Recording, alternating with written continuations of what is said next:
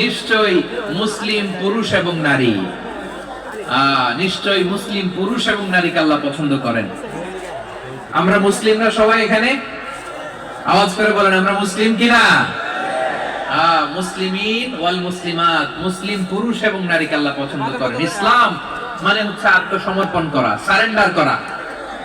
ইসলাম মানে সারেন্ডার করা কার সামনে? আল্লাহর ইচ্ছার সামনে, আল্লাহর আদেশের সামনে, আল্লাহর আইনের সামনে আত্মসমর্পণের সারেন্ডারের নামই হচ্ছে ইসলাম। চিল্লায় বলেন ঠিক কিনা?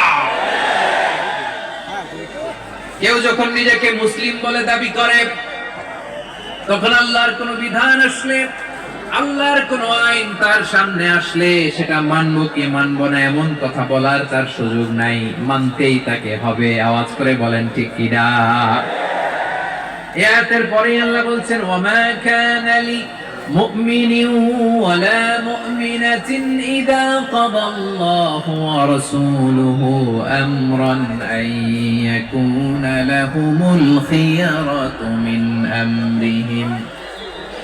আল্লাহর পক্ষ থেকে কোন বিশ্বাসী নারী পুরুষের সামনে যখন কোন বিধান আসে, কোন আইন আসে, তখন সে আইন সে মানবে না এমন কোন অপশন তার নাই। মানলেও হবে, না মানলেও হবে এমন কোন অপশন আছে নাকি বলেন?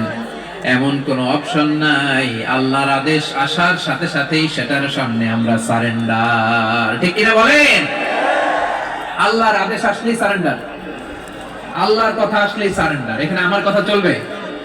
প্রিয় ময়মনসিংহবাসী আওয়াজ করে বলেন আল্লাহর আদেশের সামনে আমার নিজের কোন ইচ্ছা আছে? আমার কোন কথা আছে? যারা আল্লাহর আদেশের সামনে নিজেকে সঁপে দেয়, যারা আল্লাহর আদেশের সামনে নিজের ইচ্ছাকে বিসর্জন দেয়, যারা আল্লাহর বিধানের সামনে নিজের কথা, খায়েশ সবকিছুকে স্যাক্রিফাইস করে, তারাই হচ্ছে মুসলিম।